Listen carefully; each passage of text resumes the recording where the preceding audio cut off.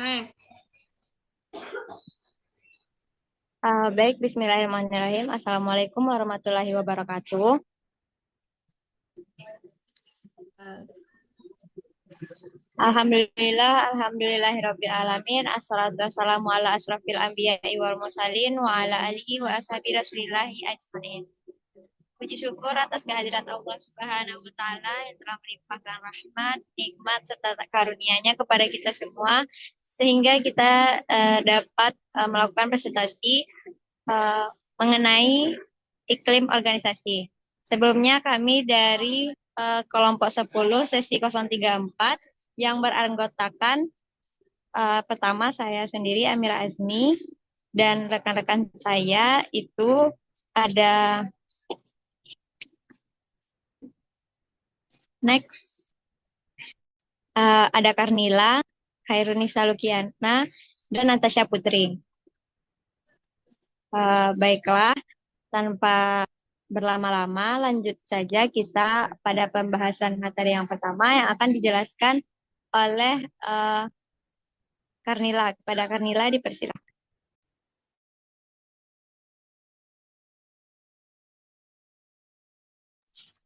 Baik, sebelumnya terima kasih kepada moderator yang telah mengizinkan saya. Di sini saya akan menjelaskan mengenai pengertian iklim organisasi. Menurut Stinger dalam Mirawan 2007 mendefinisikan bahwa iklim organisasi sebagai koleksi dan pola lingkungan yang menentukan munculnya motivasi serta berfokus pada persepsi-persepsi yang masuk akal atau dapat dinilai, sehingga mempunyai pengaruh langsung terhadap kinerja anggota organisasi. Kemudian iklim organisasi mempengaruhi praktik dan kebijakan SDM yang diterima oleh anggota organisasi. Perlu diketahui bahwa setiap organisasi akan memiliki iklim organisasi atau sifat individu yang akan menggambarkan perbedaan tersebut. Di sini batasan pengertian iklim organisasi itu bisa dilihat dalam dimensi iklim organisasi.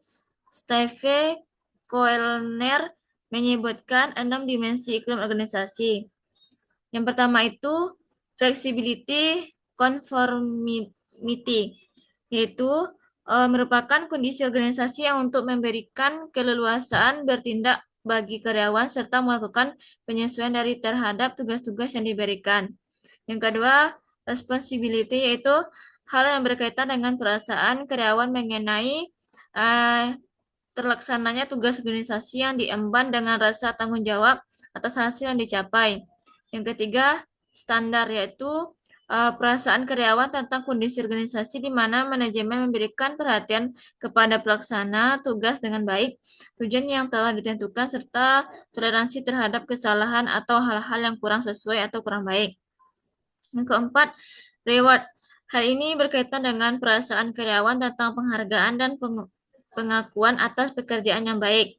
Yang kelima, Cartry, yaitu terkait dengan perasaan pegawai bahwa mereka mengetahui apa yang diharapkan dari mereka berkaitan dengan pekerjaan, perasaan, dan tujuan organisasi. Yang keenam, tim komitmen, yaitu berkaitan dengan perasaan karyawan mengenai perasaan bangga mereka memiliki organisasi dan kesediaan untuk berusaha lebih saat dibutuhkan. Baik, mungkin sekian yang bisa saya jelaskan. Saya kembalikan kepada moderator. Baik, terima kasih kepada Karnila. Selanjutnya untuk materi berikutnya yang akan dijelaskan oleh oleh Yana. Kepada Yana dipersilakan. Terima kasih moderator. Saya akan mendapatkan materi kedua, yaitu macam-macam iklim organisasi.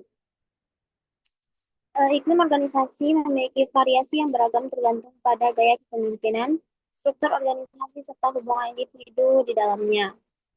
Beberapa ahli klasifikasi macam-macam iklim organisasi berdasarkan hubungan antar anggota, kebebasan bertindak, dan keterlibatan dalam pengambilan keputusan. Berikut ini yaitu uraian selengkapnya. Yang pertama, iklim otoriter. Menurut Likert tahun 1967, iklim otoriter ditandai oleh gaya kepemimpinan yang berpusat pada atasan. Pimpinan memiliki kekuasaan penuh dalam menentukan menentukan kebijakan, sementara bawahan hanya sebagai pelaksana. Yang kedua yaitu iklim birokratis. Menurut Robbins dan Gates, tahun 2017, iklim birokratis muncul ketika organisasi sangat menekankan aturan, prosedur, dan struktur formal. Semua kegiatan dikontrol secara ketat berdasarkan kebijakan tertulis. Nah, iklim ini menjamin kestabilan dan konsistensi dalam pelaksanaan tugas, tetapi seringkali menghambat fleksibilitas dan inovasi. Karenanya, karyawan cenderung bekerja berdasarkan rutinitas, bukan karena motivasi intrinsiknya. Yang ketiga yaitu iklim demokratis. Iklim demokratis merupakan bentuk iklim organisasi yang paling sehat dan ideal. Di sini menurut Likert tahun 1967, iklim ini disebut juga sebagai participative system, di mana seluruh anggota dilibatkan dalam pengambilan keputusan dan penyusunan kebijakan dari organisasi. Hubungan antara pimpinan dan bawahan bersifat terbuka dan saling percaya. Karyawan merasa dihargai, bebas menyampaikan pendapat, serta memiliki tanggung jawab terhadap hasil pekerjaan yang dilakukannya. Selanjutnya yaitu yang keempat, iklim keluarga. Menurut Tagiuri dan Litwin 1968, iklim keluarga ditandai dengan hubungan interpersonal yang hangat, akrab, dan saling mendukung antar anggota organisasi.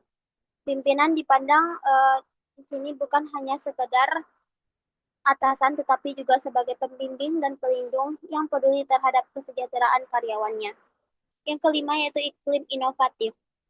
Menurut Amabel 1996, iklim inovatif merupakan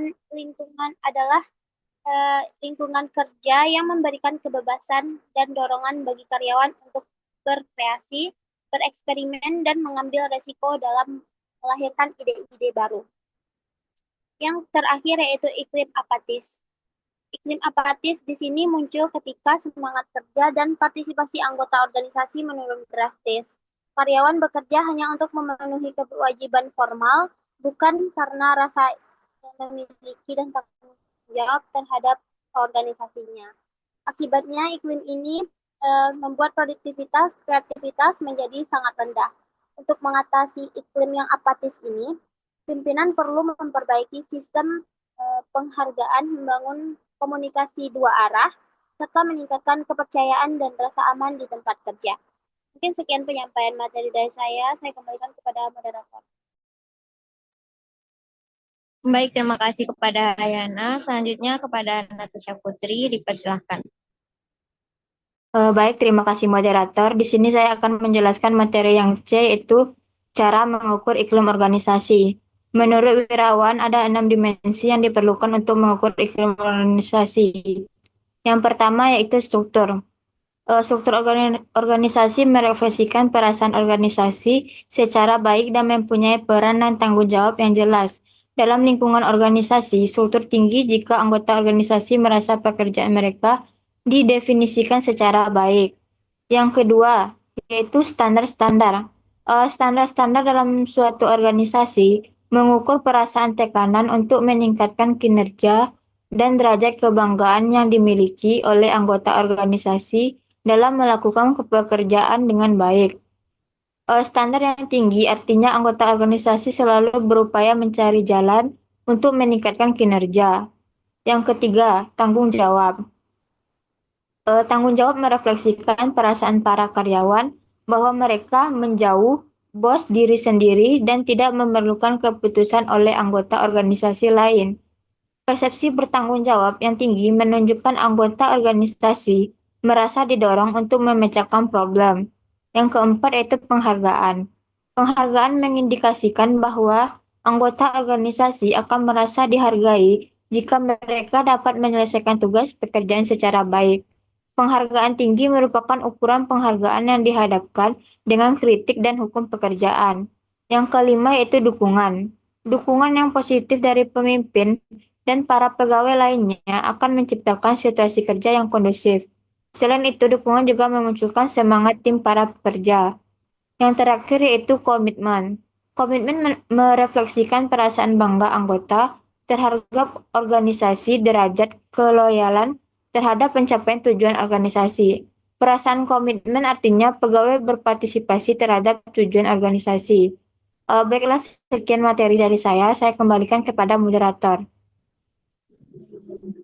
Baik, terima kasih kepada Natasha Putri. Selanjutnya saya akan menjelaskan materi terakhir mengenai pengaruh iklim organisasi terhadap efektif. Gimana Natasha, mau itu tambah atau enggak, masih bisa di-cut nih? Tuh kita Tidak, lewatin aja yang satu. Tuh kita lewatin aja yang satu tuh. yang Gak apa-apa.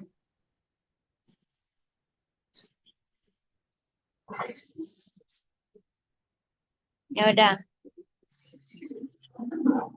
Baik, di sini saya akan menjelaskan materi mengenai pengaruh iklim organisasi terhadap efektivitas organisasi. Menurut Rahmi Syari pada tahun 2020 menjelaskan bahwa ada beberapa pengaruh iklim organisasi terhadap efektivitas organisasi. Yang pertama yaitu iklim organisasi berpengaruh positif dan signifikan terhadap efektivitas kerja pegawai. Yang kedua, iklim organisasi yang mempengaruhi perilaku dan kinerja pegawai dalam organisasi. Lalu yang ketiga, iklim organisasi yang baik akan menciptakan hubungan yang harmonis antar pegawai dan antara pegawai dengan masyarakat. Lalu yang keempat, pengaruh iklim organisasi terhadap efektivitas kerja pegawai ditemukan signifikan pada penelitian di kantor camat Kota Utara Kota Gorontalo. Yang kelima, iklim organisasi memiliki kontribusi yang mempengaruhi efektivitas pegawai yang penting. Lalu yang keenam, peningkatan iklim organisasi mampu meningkatkan motivasi dan kepuasan pegawai yang pada akhirnya berdampak pada efektivitas organisasi secara keseluruhan. Next. Nah, ada juga menurut dari Aprianto dan Beni pada tahun 2015 menjelaskan bahwa yang pertama, iklim organisasi memiliki pengaruh positif dan signifikan terhadap efektivitas kerja pegawai. Lalu yang kedua, iklim organisasi yang kondusif meningkatkan motivasi, disiplin kerja, dan kepuasan kerja pegawai. Lalu yang ketiga, peningkatan iklim organisasi mempengaruhi langsung pada peningkatan kinerja dan efektivitas pelayanan organisasi. Nah, yang keempat, disiplin kinerja juga merupakan faktor pendukung yang dipengaruhi oleh iklim organisasi dalam meningkatkan efektivitas kerja. Dari sisi lain, itu menurut Susilo dan kawan-kawan pada tahun 2023 menjelaskan bahwa yang pertama, iklim organisasi berpengaruh positif dan signifikan terhadap efektivitas kerja pegawai. Tidak jauh beda dengan pendapat dari menurut Aprianto dan Beni. Next. Nah, jadi kesimpulannya, mohon maaf, untuk materi yang terakhir itu mengenai pengaruh iklim organisasi terhadap kinerja individu dalam organisasi. Iklim organisasi yang kondusif memiliki pengaruh signifikan terhadap peningkatan kinerja individu. Ketika karyawan merasakan adanya dukungan, keadilan, penghargaan, serta komunikasi yang terbuka dalam organisasi, mereka cenderung bekerja lebih giat, memiliki motivasi tinggi, serta berkomitmen untuk mencapai tujuan organisasi. Nah, sebaliknya, iklim yang negatif